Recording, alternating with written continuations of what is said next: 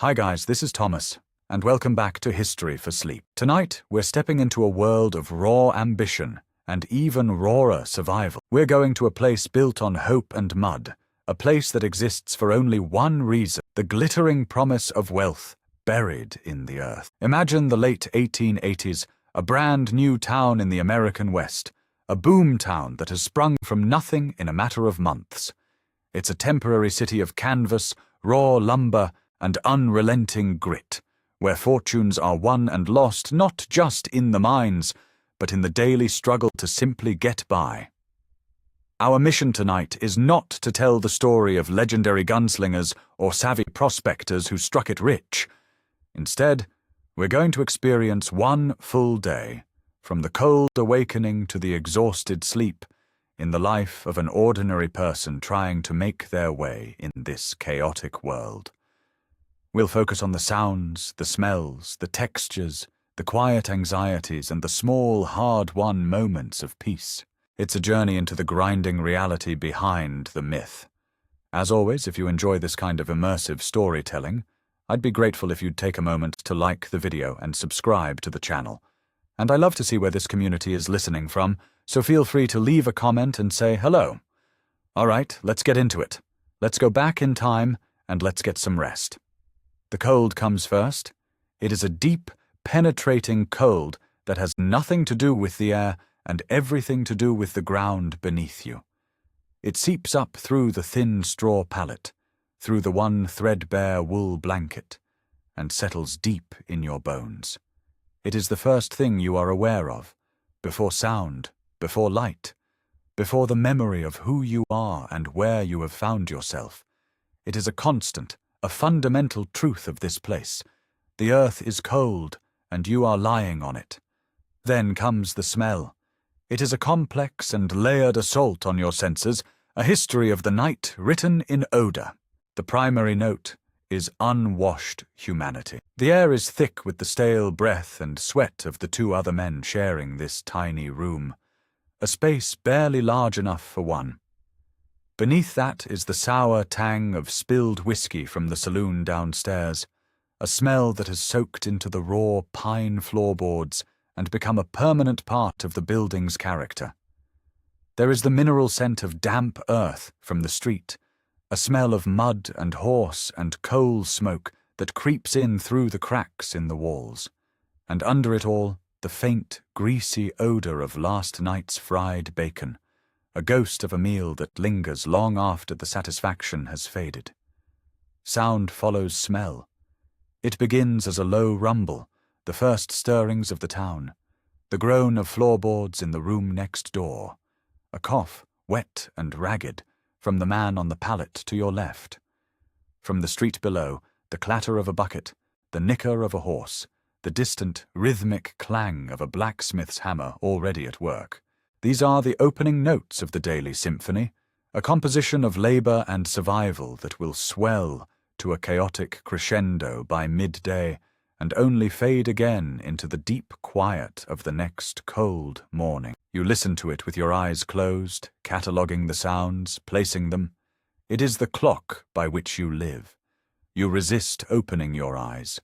The darkness behind your eyelids is a temporary peace, a final moment of non-existence before the day demands your participation. Your body is a map of dull aches. Your shoulders protest from sleeping, curled on your side, trying to conserve warmth. Your lower back throbs with a persistent, low-grade pain from the unrelenting hardness of your bed.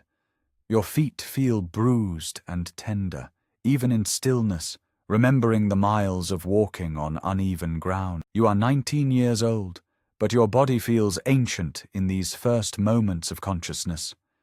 It is a machine that has been run hard and put away wet, and now it must be coaxed back into service.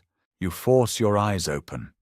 The light in the room is a weak, grey, watercolor wash. It filters through a single, grimy pane of glass set high in the wall, a window that offers no view, only a confirmation that morning has arrived.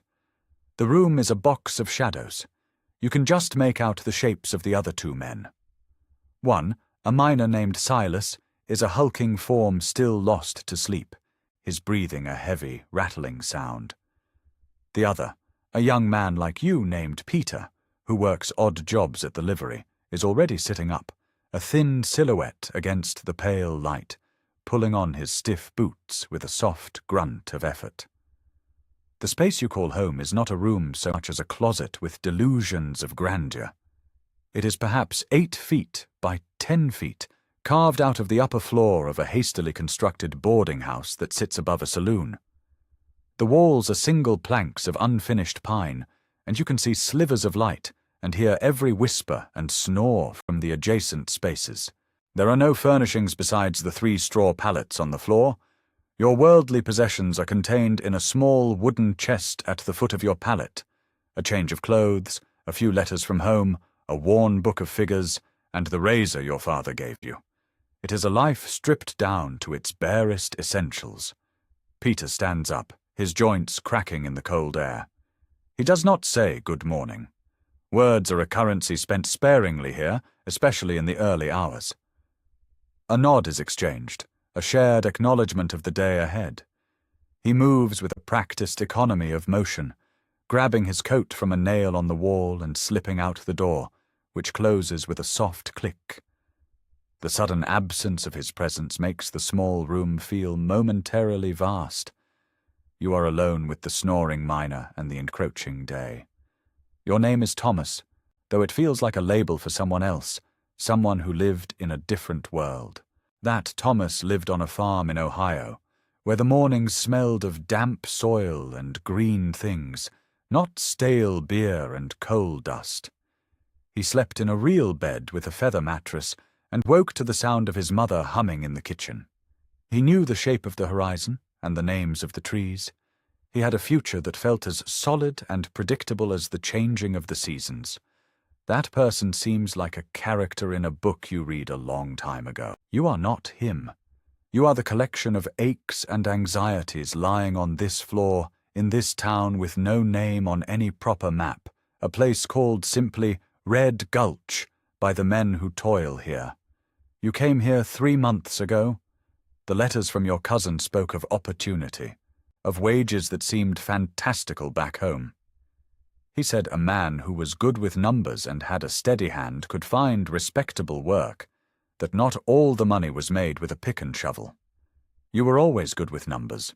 You packed your chest, said your goodbyes, and took a series of rattling, crowded trains west until the tracks ended, and then a series of bone-jarring wagons until you arrived in this chaotic slash in the wilderness.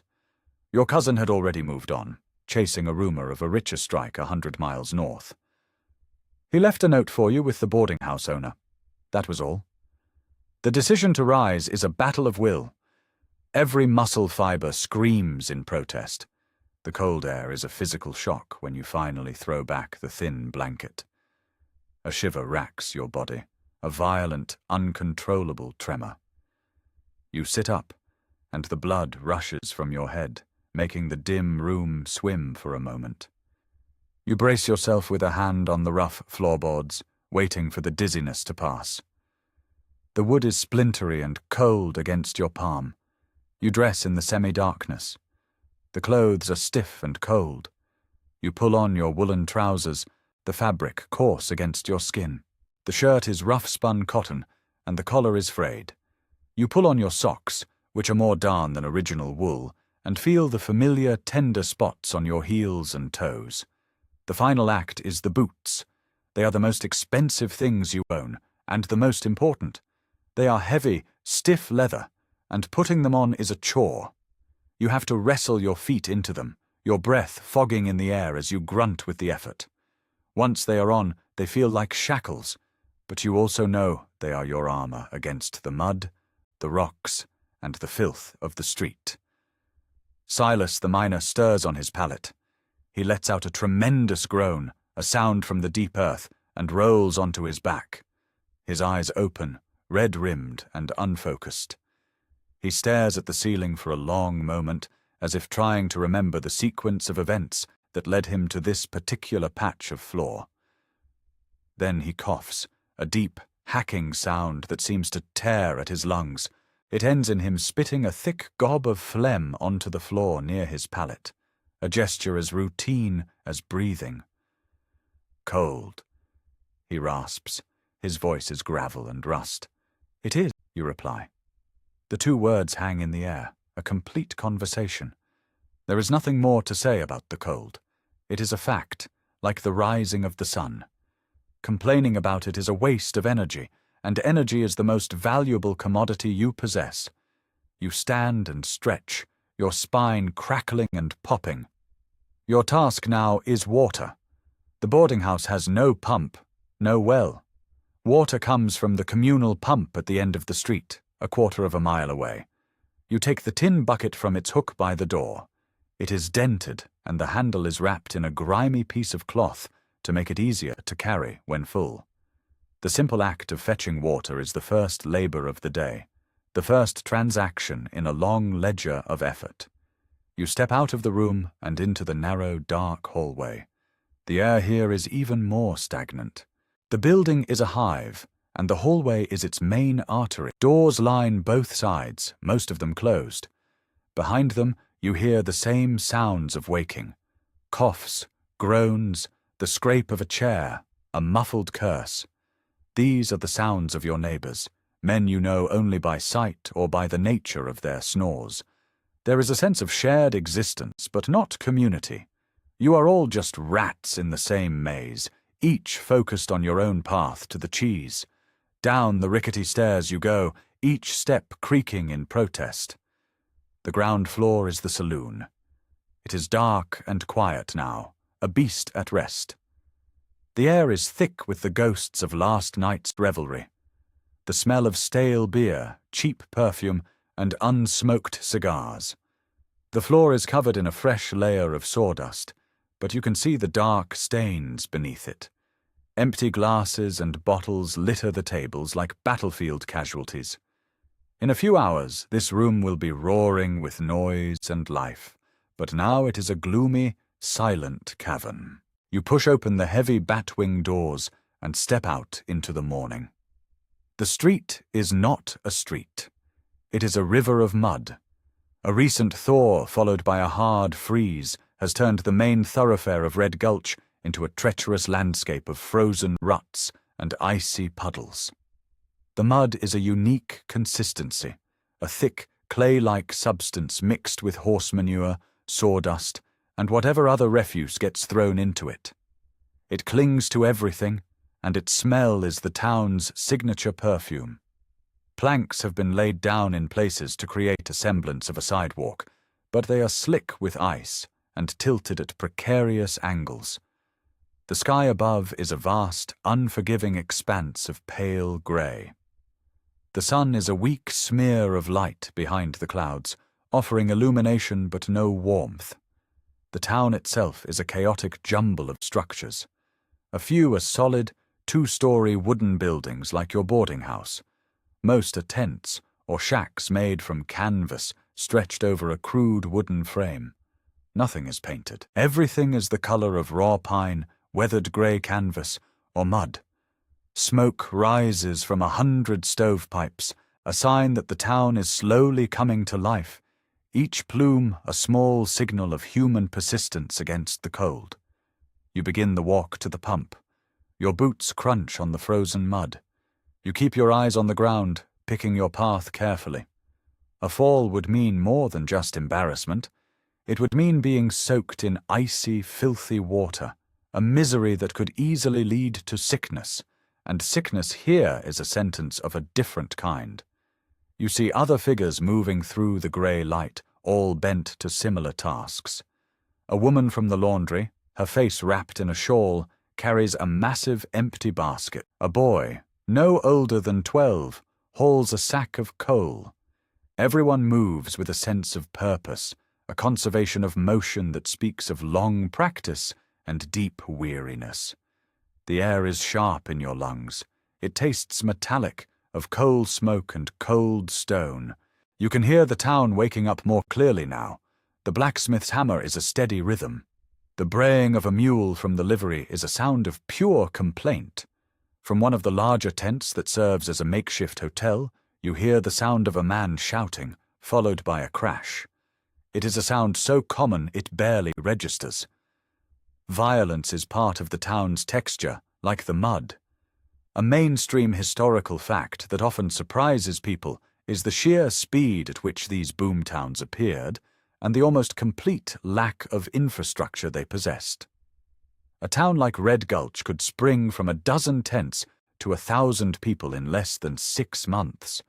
There was no town planning, no sanitation system, no established law enforcement beyond a town marshal whose authority was often directly proportional to the speed of his draw. Things like clean water were a communal problem and often a source of disease. Typhoid and cholera, spread by contaminated water sources, could sweep through a mining camp with devastating speed, often killing more people than mine collapses or violence combined. You reach the pump. There is already a small line, a silent queue of 4 people. A man in a miner's helmet, a cook from the new hotel, a prostitute from the brothel at the edge of town, and a Chinese man who runs a small laundry service out of a canvas shack. No one speaks. Eyes are downcast. The shared misery of the cold in the early hour is a bond that requires no word. You take your place at the end of the line, shifting your weight from foot to keep warm. The bucket handle is painfully cold in your bare hands.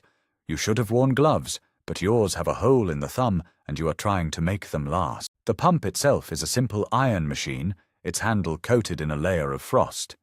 Each person takes their turn, working the long handle up and down. The pump groans and squeaks in protest, a thirsty iron beast.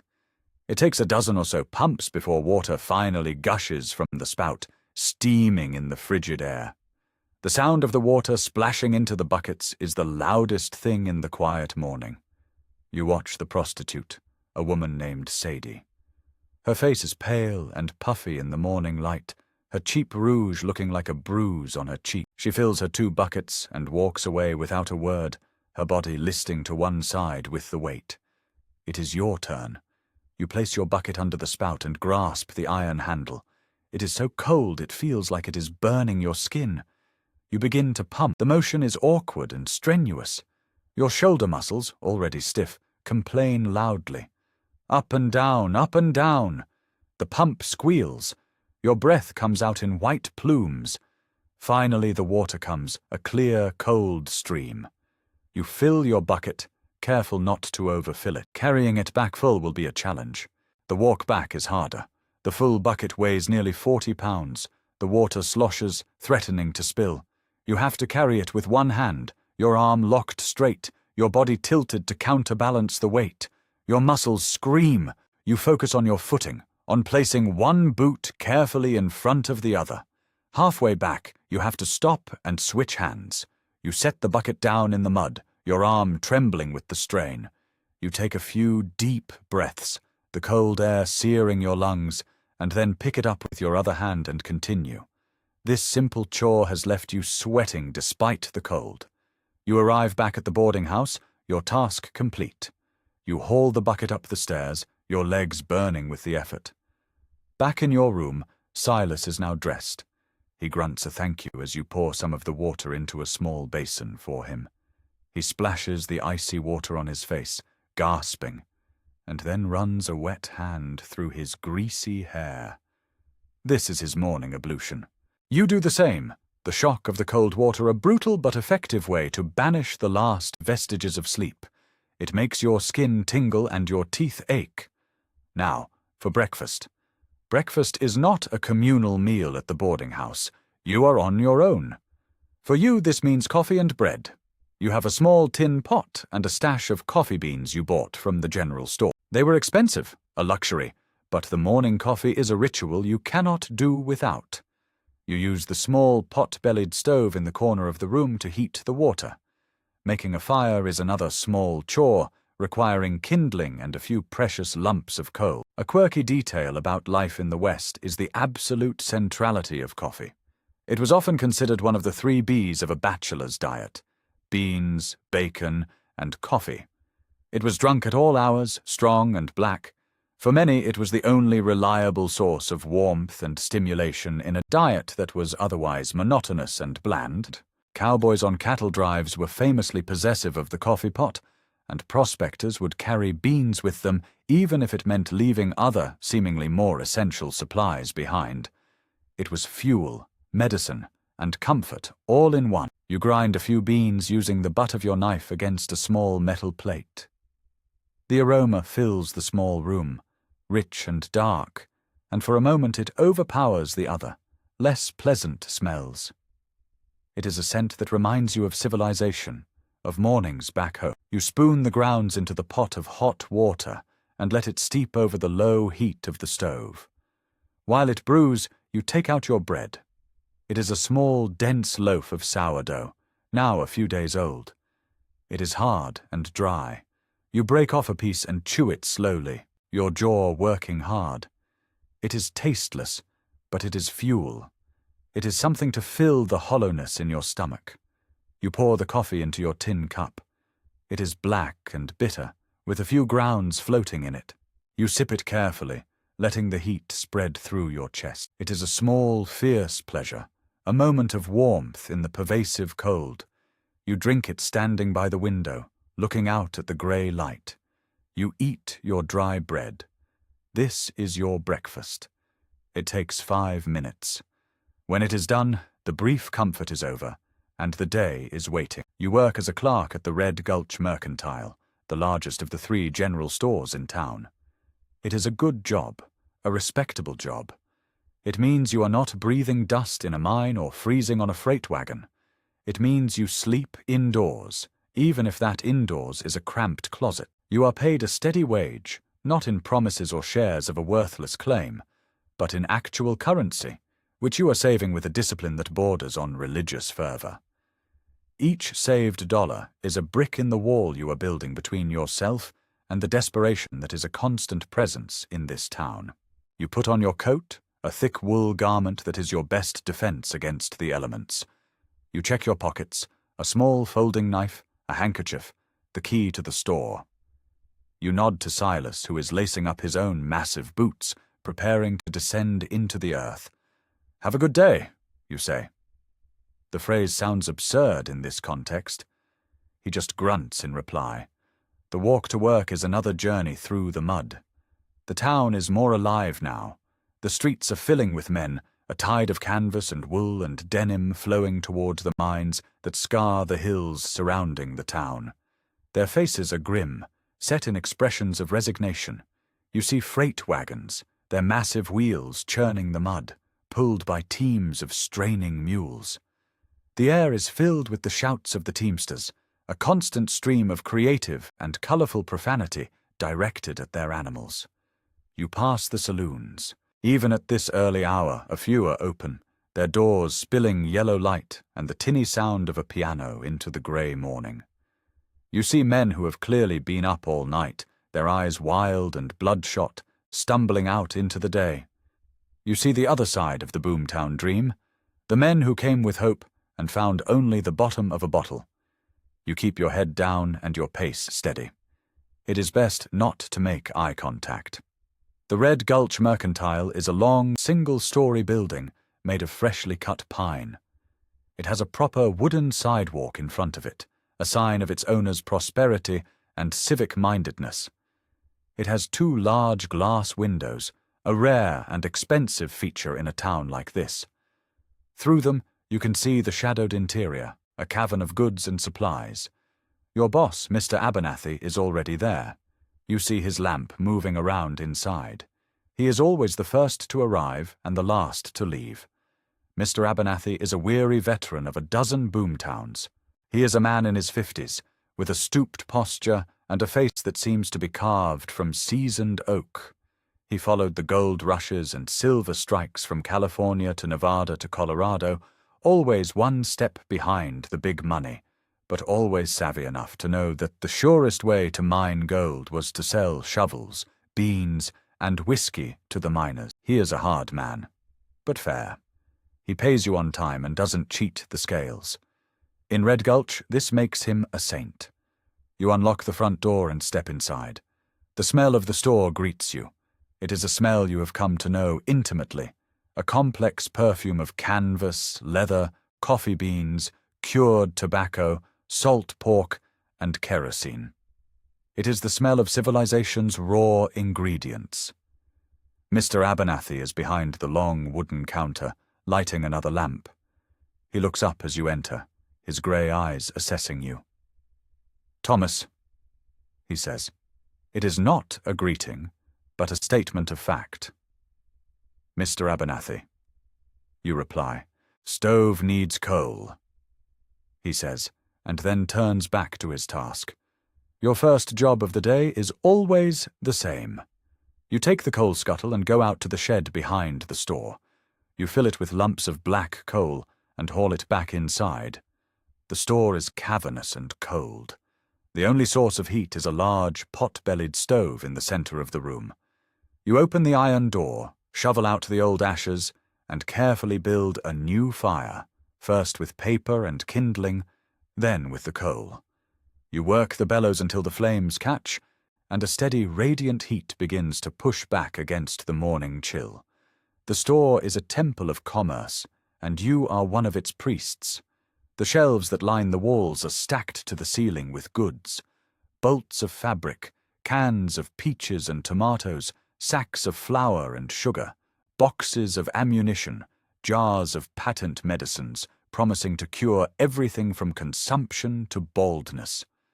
From the rafters hang tools, picks, shovels, axes, saws. Coils of rope hang next to horse collars and leather harnesses. Behind the counter are the more valuable items: tobacco, whiskey, and the heavy iron safe where the cash and gold dust are kept. Your job is to know where everything is, what it costs, and how to sell it. But your primary role, the reason Mr. Abernathy hired you, is the ledger. You are the keeper of the accounts. You sit on a high stool behind a small, segregated section of the counter, your own little kingdom of ink and paper. Here, you record every transaction, every sale made on credit, every payment received. Your handwriting is neat and precise, a stark contrast to the chaotic world outside the store's walls. The day begins slowly. The first customers are miners on their way to their shifts, stopping in for a plug of chewing tobacco or a new pair of gloves. They are quiet, grim men, their faces already smudged with yesterday's grime. They pay with a pinch of gold dust from a small leather pouch, which you weigh carefully on the brass scales. The act of weighing the dust is a delicate one. A tremor of the hand, a slight breeze from the door, could cost someone money. You are meticulous, your movements slow and deliberate. The scales are the heart of the town's economy. A mainstream historical fact is that in many early boomtowns, hard currency was scarce. The economy ran on gold dust. A pinch was a common, though highly inaccurate, unit of measurement. Most reputable businesses, like Mr. Abernathy's, used precise scales. The value was typically standardized at around $16 an ounce. This created a whole sub-economy around weighing and assaying, and it also created endless opportunities for fraud, from merchants using rigged scales to miners trying to pass off yellow sand or brass filings mixed in with their dust. As the morning wears on, the store gets busier. Prospectors come in to stock up on supplies for trips into the surrounding hills. They buy beans, bacon, flour, coffee, and ammunition. They are a different breed from the miners who work for the large companies. Their eyes hold a frantic, hopeful gleam. They talk of veins and motherloads, their voices low and conspiratorial. Mr. Abernathy deals with them himself, his face an unreadable mask as he listens to their wild stories, selling them the tools of their speculative dreams. You are busy with your ledger. A freight agent comes in to settle an account for a large shipment of flour. You go over the numbers with him, your finger tracing the lines of ink. There is a discrepancy. You are firm but polite. You show him your records. He argues for a moment, then concedes, a grudging respect in his eye. You are good at this. The numbers are a clean, logical world, a refuge from the mud and the noise. In your ledger, everything balances, everything makes sense. A woman comes in, one of the few respectable women in town, the wife of the mine supervisor. She is here to buy fabric and thread. Her presence changes the atmosphere in the store. The men quiet down, their language becomes less coarse. They remove their hats. She is a reminder of a different world, a world of homes and families, and her brief appearance makes the raw reality of Red Gulch feel even starker. You measure out the fabric for her, your hands clumsy with the unfamiliar task. She does not meet your eyes. The hours blend together. The rhythm of the day is measured in the opening and closing of the door, the ringing of the small bell attached to it, the clink of coins, the soft whisper of gold dust being poured onto the scale. You stand, you sit, you fetch, you carry, you write. It is a routine that is both mind-numbing and demanding. Your mind drifts. You think of home, of the green fields of Ohio. The memory is so sharp it is a physical pain, a pang of homesickness that tightens your chest. Does your mother remember what your face looks like? Do you remember you? You push the thoughts away. Nostalgia is a dangerous indulgence here. It softens you, makes you vulnerable. You must focus on the task at hand, on the column of figures, on the weight of the dust. Survival here is a matter of paying attention to the present moment. The future is an abstraction, and the past is a ghost. All that is real is the now, the feel of the pen in your hand, the smell of the kerosene lamp, the murmur of voices in the store. Noon arrives, not by a clock, but by the angle of the light and the rumbling in your stomach. Mr. Abernathy signals the midday break with a sharp rap of his knuckles on the counter. Thomas, 1 hour. It is a command, not an invitation. He will watch the store himself while you are gone. The stop is a physical shock. You have been in constant motion, a cog in the store's machine, and the sudden cessation of that motion leaves you feeling adrift. You stand for a moment, blinking, as your body registers the change. The aches, which had been a dull background noise, now come to the forefront. Your back, your feet, your writing hand, they all clamour for attention. Your midday meal is a simple affair. You bought a few meat pies from the baker yesterday. You take one from the sack under your counter. It is cold and the pastry is greasy, but the filling of minced meat and potato is substantial. You step outside to eat. It is better not to eat in the store, not to take up space while Mr. Abernathy is working. You stand on the wooden sidewalk, leaning against the wall of the store, and eat your pie. The town is at its peak of activity. The street is a churning mass of men, horses, and wagons. The noise is a physical force, a constant roar composed of 1,000 individual sounds. Shouting, hammering, the rumble of wagon wheels, the whining of a saw, the frantic music from 6 saloons. The sun is out now, a cold, bright disk in the vast sky, and it glints off the muddy water in the street. You eat quickly, mechanically. The pie is bland, but it is warm in your stomach. You watch the river of humanity flow past. You see faces etched with exhaustion, with greed, with hope, with despair. You see a man being thrown out of a saloon, landing hard in the mud. No one stops to help him. He is just another piece of the town's debris. You see a new arrival, a young man not much older than yourself, staring at the scene with wide, bewildered eyes, his clean clothes and hopeful expression marking him as clearly as a brand. You wonder what he will look like in 3 months. The break is not just for eating. It is a time for maintenance. You check the soles of your boots, looking for any signs of wear. You retie the laces, making them snug. You take a moment to simply sit on the edge of the sidewalk, your back against a post, and close your eyes. The sun is weak, but you can feel its faint warmth on your eyelids. For 60 seconds, you allow yourself to just be, to feel the vibration of the town through the wood beneath you, to hear the cacophony, to feel the full weight of your own weariness. It is a stolen moment of peace, a tiny island of stillness in a sea of chaos. A quirky historical detail regarding the concept of a lunch break is that for most working people in the 19th century, it was a very new and often informal idea. In rural agricultural life, meals were dictated by the sun and the season. In the new industrial and commercial world, the clock became king. A 1-hour break was fairly standard, but it was often unpaid. For many laborers, the break was just long enough to eat a cold meal, often while still at their work site. The idea of a restful, restorative midday break was a luxury few could afford. The hour is over too quickly. It feels like you just stepped outside. The call to resume work is internal. It is the voice of duty, of the need to earn your wage. You force your protesting body to its feet. Every joint seems to creak. You take one last look at the chaotic street, then turn and go back inside the store. The warm, familiar smell envelops you again. Mr. Abernathy gives you a curt nod, and you return to your stool, to your ledger, to the world of numbers that is your sanctuary. The afternoon is the hardest part of the day. The brief respite of the midday meal has made you acutely aware of your fatigue. The initial energy of the morning has long since burned away, and the end of the day is still a distant shore.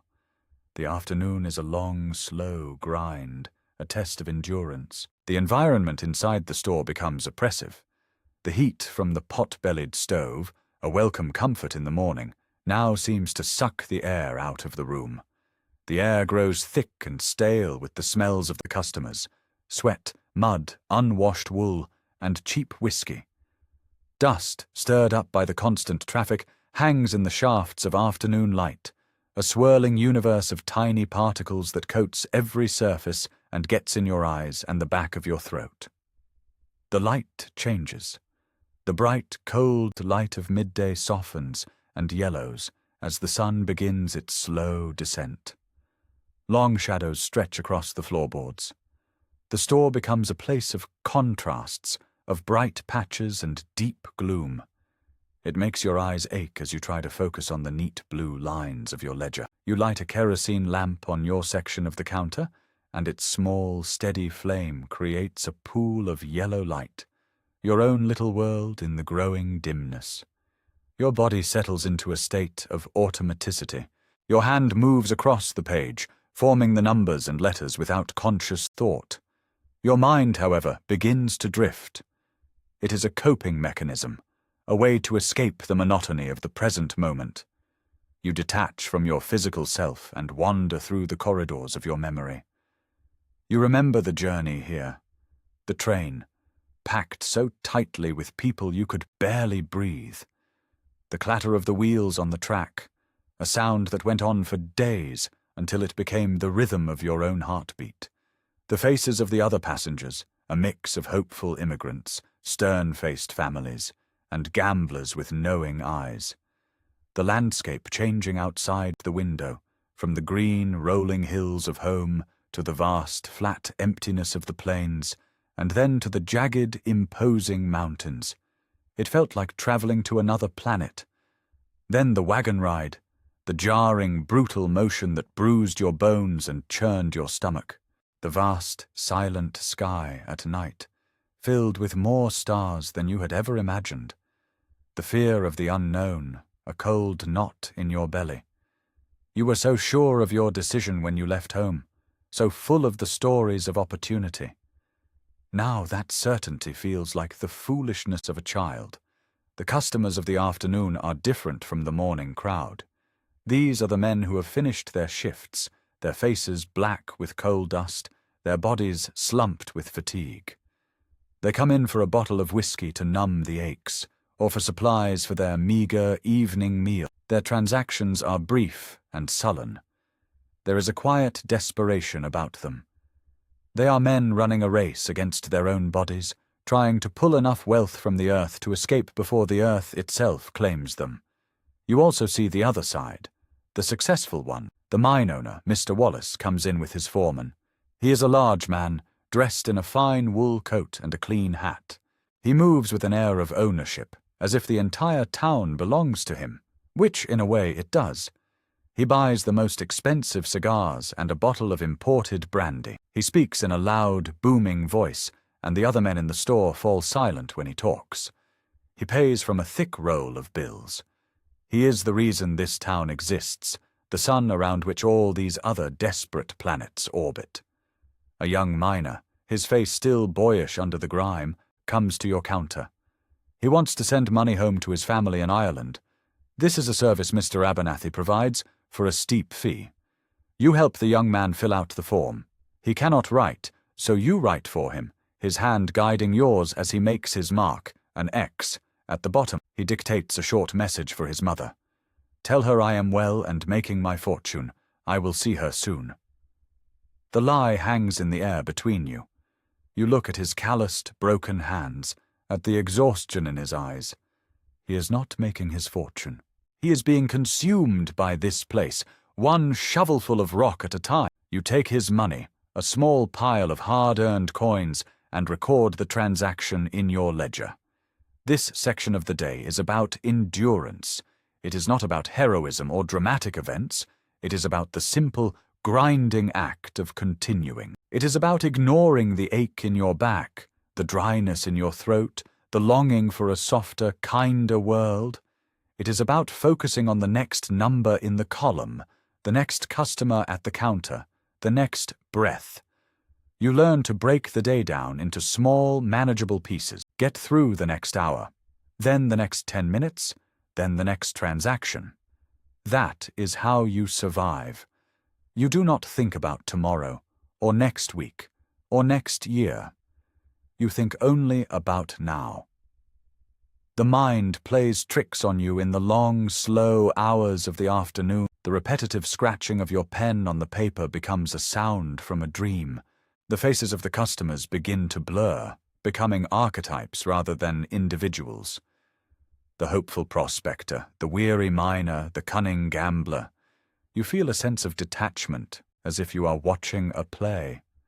You are a character in it, the diligent clerk. But the real you is somewhere else. A silent observer. Section: A mainstream historical fact about the labor in these environments is its sheer reality and danger. For a company miner, a typical shift was 10 to 12 hours long, 6 days a week.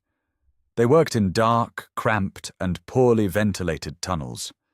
The dangers were constant: cave-ins, explosions from methane gas, and the long-term effects of breathing in rock dust, which led to a debilitating lung disease known as silicosis, or miner's consumption. The pay was often barely enough to cover the exorbitant costs of food and lodging, much of which was owned by the mining company itself, creating a cycle of debt that was nearly impossible to escape. Your job, as tedious as it is a privileged position of safety and relative comfort. As the sun dips below the horizon, the light outside turns a deep, bruised purple. The day is bleeding to death. This is the final frantic hour of business. Men rush in for last-minute supplies. A sense of urgency fills the air. The store is crowded, noisy, and hot. Mr. Abernathy moves with a surprising speed, his hands a blur as he measures, weighs, and counts. You are just as busy, your pen flying across the page, your mind racing to keep up with the transactions. Finally, Mr. Abernathy strides to the front door and turns the sign to "Closed." He slides the heavy iron bar across the door, and the sound of it locking is one of the most satisfying sounds you know. It is the signal that the day's labor is over. The sudden silence that descends is profound. The roar of the town is shut out, leaving only the ticking of the large clock on the wall and the sigh of the fire in the stove. The relief is so immense it is almost a form of pain. Your body, which has been running on nervous energy, suddenly slumps. The full weight of the day's exhaustion hits you like a physical blow. But the work is not yet done. The evening's chores begin now. First, you must sweep the floor. You take the heavy corn broom and begin the long process of sweeping the day's accumulation of mud, dust, and debris toward the front door. It is a thankless, dusty job. Then you and Mr. Abernathy must count the day's earnings. You empty the cash drawer onto the counter. You separate the coins, the paper money, and the small leather pouches of gold dust. This is the part of the day you enjoy. You count the coins, stacking them into neat piles. You smooth out the crumpled bills. Then you weigh each pouch of dust, your movements precise, and add the total to the day's earnings. You compare this final tally with the record in your ledger. Tonight they match perfectly. A small, deep satisfaction flows through you. In this one small corner of a chaotic world, you have created order. Mr. Abernathy watches you, his expression unreadable. He gives a single, sharp nod of approval. "Good," he says. This is high praise from him. He gathers the money and the gold and locks it in the heavy iron safe. The day is officially over. He pays you your wage for the day. A single, heavy silver dollar. You hold it in your hand. It feels solid, real. It is the tangible result of your long day of labor. It is another brick in your wall. You thank him, and he just nods again. You put on your coat, extinguish your lamp, and prepare to step back out into the night. The moment you step outside, the town assaults you again, but it is a different beast at night. The main street is a river of yellow light from the saloons and dance halls. The noise is louder, more frantic. The tinny pianos are all playing at once, a chaotic, competing symphony. The sound of shouting and laughter is punctuated by the occasional crash of breaking glass. The crowd on the street is different, too. It is almost entirely men, and they are louder, drunker, and more aggressive than the daytime crowd. You must navigate this treacherous river to get back to your boarding house. You walk quickly, keeping to the shadows at the edge of the plank sidewalk. You keep your head down, your hand in your pocket, gripping the silver dollar. The night is full of dangers for a man who is sober and has money in his pocket. There are thieves, drunks looking for a fight, and all manner of desperate men. You pass a dance hall. The doors are thrown open, and you can see inside. A haze of smoke hangs in the air. Men in muddy boots are dancing clumsily with women in brightly colored cheap dresses. Their faces are painted, their smiles fixed and brittle. They are called percentage girls, because they earn a percentage of the money the men spend on overpriced drinks. It is another one of the town's grim economies. You hurry past, the sounds and smells following you down the street. You arrive at your boarding house. The saloon on the ground floor is roaring with life. You push through the swinging doors, through the wall of noise and heat and sweat, and head for the stairs. No one pays you any mind. You are just a shadow passing through their revelry. You climb the stairs, your legs heavy as lead. The noise from the saloon fades slightly as you ascend, but you can still feel the vibration of the music through the floorboard. Back in your small room, the other two beds are empty.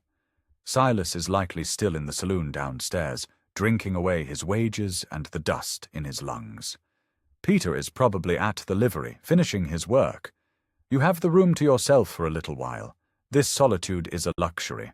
The first thing you do is take off your boots. The relief is exquisite. Your feet are swollen and tender.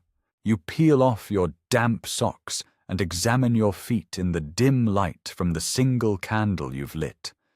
There are blisters on your heels, and your toes are raw. This is a critical evening chore. You pour a little water from the morning's bucket into the basin and wash your feet. The cold water is a shock, but it feels good.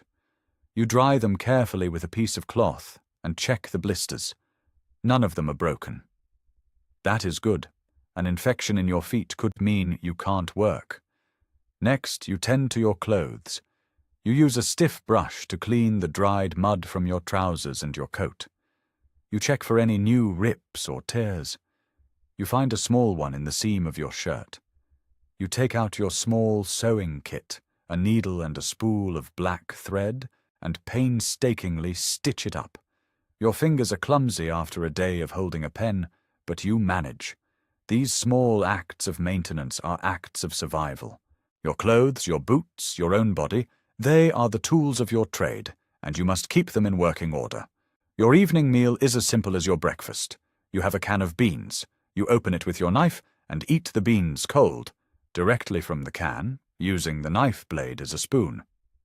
The beans are mushy and taste of tin, but they are filling. You chew slowly, deliberately. You are too tired to care about taste or texture. This is just fuel to get you through the night and into the next day. You drink the last of the water in the bucket, your throat dry and sore. As you eat, you sit on the edge of your pallet and listen to the sounds of the night. The boarding house is alive with noise. A man and woman are arguing in the next room, their voices rising and falling in a bitter cadence. From another room, you hear the sound of a man weeping, a raw, hopeless sound. From below, the constant pounding rhythm of the saloon piano, a soundtrack of forced gaiety. This building is a container for all the raw emotions of the town: lust, greed, anger, and despair. You are just a quiet observer, a ghost in the machine. A historical aside on the social fabric of Boomtowns. They were overwhelmingly male environments. The ratio of men to women could be as high as 20-1, or even more in the early days of a strike. This created a society with very few of the traditional structures of family and community.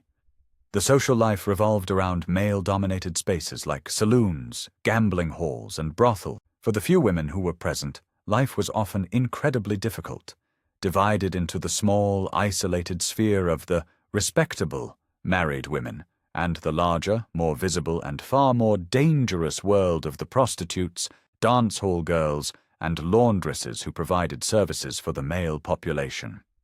After you finish your beans, you take out your ledger. Not the store's ledger, but your own. It is a small, cheap notebook.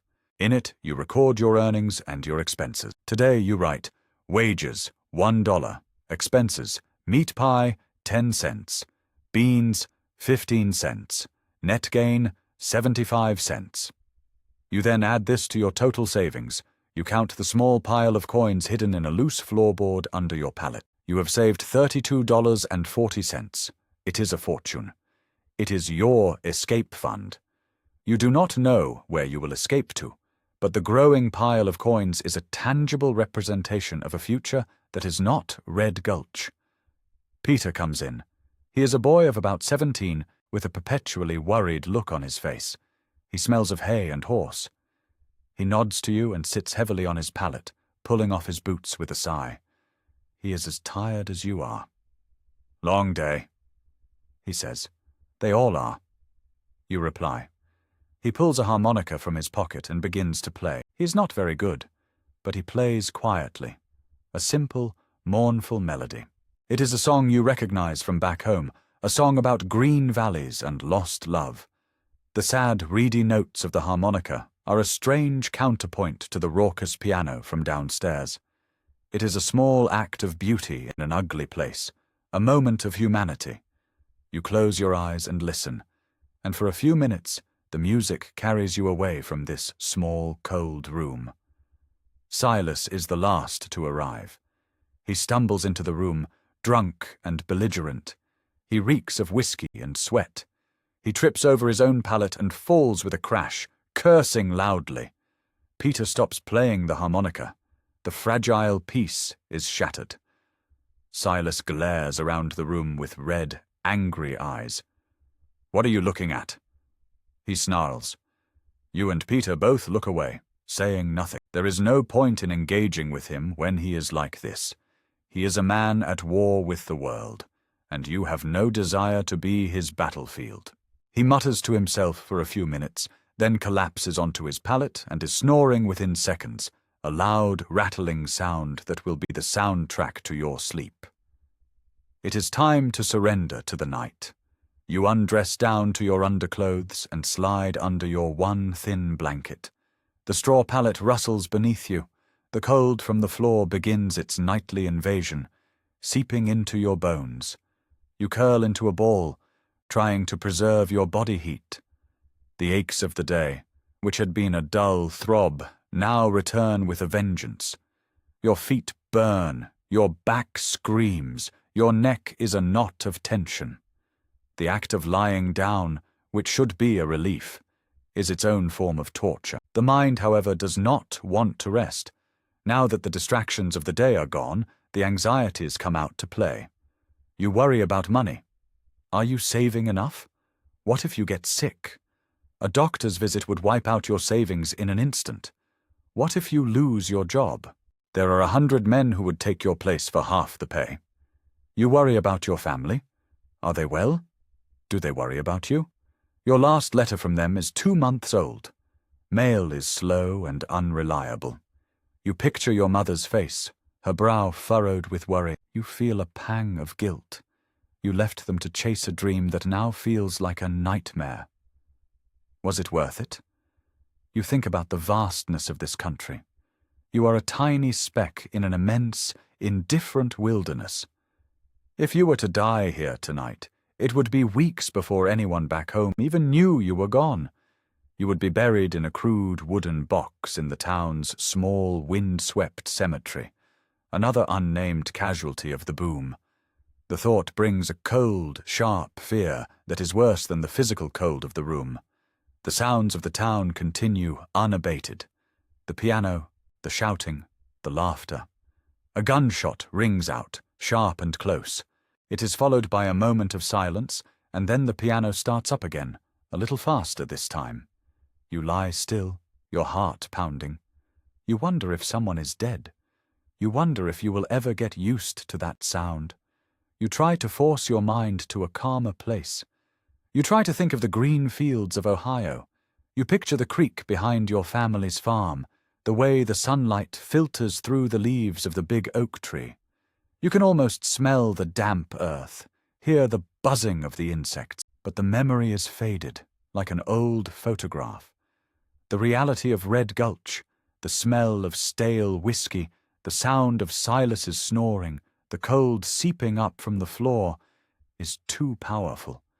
It crowds out the ghosts of the past, and so your thoughts begin to fragment, to drift. The anxieties soften at the edges, the memories blur. You are floating in a grey space between wakefulness and sleep. The day replays itself in a jumble of images, the scales, the ledger, the mud, the faces of the customers. It is a long, meaningless loop. This is the human condition, stripped to its essence. To wake, to labor, to eat, to fear, to hope, to sleep. Here, in this raw, temporary place, all the polite fictions of civilization have been stripped away. There is only the struggle for warmth, for food, for a few coins to hoard against the future. The struggle to hold on to some small piece of yourself, some memory of a kinder world, in the face of a reality that seeks to grind you down into just another particle of dust. But there is a strange nobility in it, too, in the persistence, in the simple, stubborn act of getting up in the morning and facing another day. It is not heroism. It is something quieter, deeper. It is endurance, the ability of the human spirit to withstand immense pressure, to find a way to keep going, even when hope is a distant memory. It is the story of your ancestors and their ancestors before them. It is the story of survival. Your breathing deepens. The sounds of the room and the town begin to fade, to recede into the background. The sharp edges of your aches and pains soften and dissolve. You are letting go. You are surrendering to the exhaustion that has been stalking you all day. Sleep is not a gentle drift. It is a fall, a plunge into a deep, black, dreamless ocean. It is a merciful release, a temporary death. It is the only true peace you will find in this place. And as you fall into that deep, exhausted sleep, the story of your day comes to an end. It was a day of small victories and grinding realities, a day of quiet endurance in a world of loud ambitions. You survived. You earned your dollar, you ate your meal, and you found your way back to this small, cold patch of floor that you call home. You kept the anxieties at bay long enough to find the mercy of unconsciousness. And in that there is a universal truth. We all fight our own battles, live through our own long, hard days. We all have our own ledgers to balance, our own fears that whisper in the dark, and we all eventually seek the same simple solace, a safe place to lay our head and let the world fall away for a few precious hours. Your struggle in a forgotten boomtown in the 1880s is a distant echo of the struggles we face today, a testament to the timeless, quiet strength of the human heart. So now, as you lie in the deep, dreamless sleep of the utterly exhausted, it is time for your own rest. Let the story of this long day be a reminder of the peace that comes after struggle. Let the sounds of the past fade, and allow yourself to sink into the quiet of the present moment. May your own bed feel soft, your own room feel safe. Good night, and sweet dreams.